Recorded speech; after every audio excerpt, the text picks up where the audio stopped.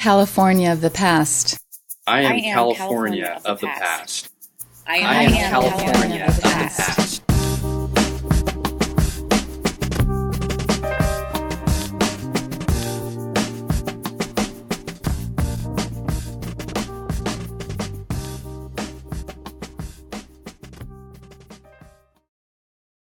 People are very complicated in California, and so are their life stories.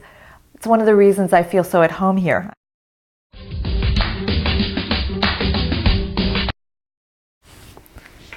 My name is Nafisa Haji, and this is my complicated California life story.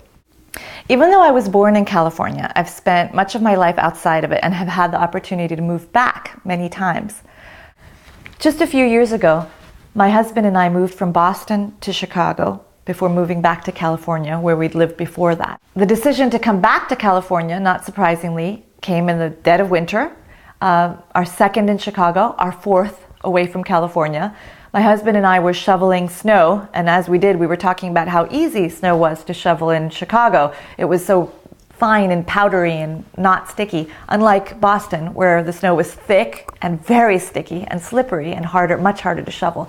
I heard myself saying this and having this conversation out loud and realized, oh my God, I'm a California girl. I should not know this much about snow.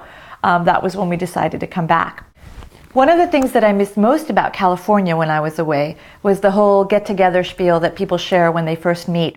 In other parts of the country, like Boston and Chicago, when people answer that question, where are you from? They can usually do it in a sentence, maybe two. It's pretty boring, actually. And usually the answer is within a few miles from where they live now. In California, when people answer that question, where are you from? Usually it takes way more than a sentence to answer. Usually it takes paragraphs. And by the time you've finished sharing your answer or listening to someone else's, you've actually shared your life story with each other.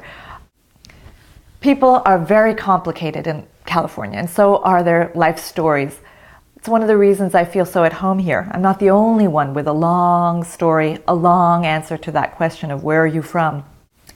Sharing that story and hearing other people's stories, it ends up being more than just a sharing. It becomes a claiming of each other's stories. Putting words together to tell a story gives us all a way to claim those experiences and cultures that don't necessarily belong to us, but they belong to other people officially, but they kind of become ours when we read them. And that's a wonderful thing. It takes culture out of the boxes that some people seem to want to keep them in, so that they get taken out, passed around, shared with each other, references and metaphors. And so that kind of changes the way we view life outside of us and inside of us, around us, and broadens the way we look at things, I think, gives us a broader view. There are a lot of places in the world where this kind of sharing takes place, mostly in big cities where you have a diverse population of people living, and in all of California because of its diversity. I think that happens every day. It happens all the time, this exchange of stories and this claiming of each other's identity. As I grew up, I think that's what I loved most about being a reader of fiction and literature, was that opportunity to claim experiences and cultures that weren't really my own, in the way that we normally divide up the world. And that's, I think, why I became a writer. Writing for me is about trying to pin that experience down.